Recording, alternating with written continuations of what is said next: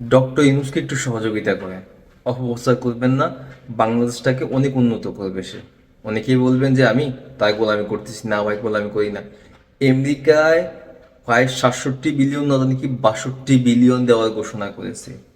চীন ডক্টর ইউনূস যাইতে না যাইতে আপনার 2028 পর্যন্ত বাংলাদেশকে উন্নত করার সহযোগিতা করার এরকম একটা আশ্বাস দিয়েছে।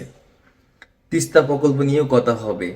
বাংলাদেশে কতটুকু ইস্যু সলভ হয়েছে, শুধু বাংলাদেশে এই যানবাহন সংকটটা আছে, আইন তেমন একটা চলে না, আইনি ভিত্তিতে এখনো মাউয়াল পো মাউয়ালা খাইতে বই দিছে।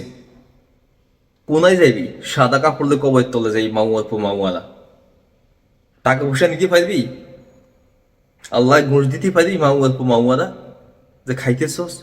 তারপর যদি আইনটা একটু ঠিক মতো চলে আর দ্রব্যমূল্যের দাম যদি আরেকটু কমে, ঠিক আছে, বাংলাদেশটা অনেক উন্নত ভাই।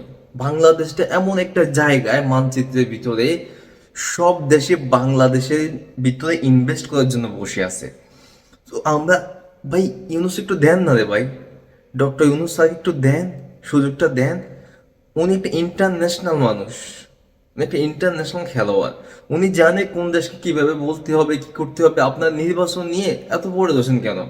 এই যে বাংলাদেশে এত বড় একটা অতীতে কোনো রমজানে মানুষ গত 20 বছরেও এত শান্তি পায়নি, এই রমজানে যা শান্তি পাইছে। দ্রব্যমূল্যের দিকে শুধু চাউল আর কি বলে যে ঢাউল, তারপরে তেল, এই তিনটা জিনিস একটু বাড়তি, তবে অতীত থেকে বাড়তি না, অতীত থেকে কম। কাঁচামরিচ, যে কাঁচামরিচ খাইছেন 1200 টাকা, এই কাঁচামরিচ 50 থেকে 60 টাকা খাইতেছেন এখন। অনেক অনেক জায়গায় আর কম। যে পেঁয়াজ 120 টাকা থেকে 150 টাকা, এই পেঁয়াজ কিন্তু এখন 35 থেকে 40 টাকা খাচ্ছেন। আর কি চাচ্ছেন আপনারা ভাই? নির্বাচন চাই না এখন, দেশটা একটু শান্তি হোক, দেশটা একটু উন্নত হোক, দেশের কিছু ডলার বাড়ুক। এখন সম্ভবত 19 বিলিয়ন কিংবা 20 বিলিয়ন ডলার আছে আমাদের সেভিং, ঠিক আছে। আমরা চাই এটা 30 বিলিয়ন ডলার যাক কমাস কম। যদি ডক্টর ইউনুস থাকে, আমি বিশ্বাস করি আর 1 বছরে কমসে কম 10 থেকে 12 বিলিয়ন ডলার অন্যান্য দেশ থেকে আমাদের দেশে আসবে, কিংবা বাংলাদেশ থেকে যে টাকাগুলো পাচার হয়ে গেছে বিলিয়ন বিলিয়ন ডলার, ওই ডলারগুলো বাংলাদেশে আসবে অতি শীঘ্রই, যদি একটু সুযোগ দেন ভাই।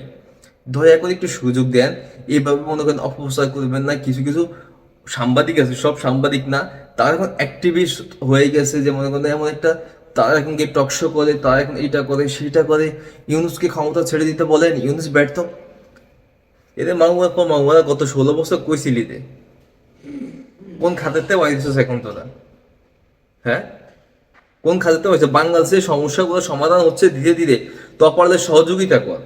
সহযোগিতা আগে মামুয়ার পর মামুয়ার অপপ্রচার কেন করস?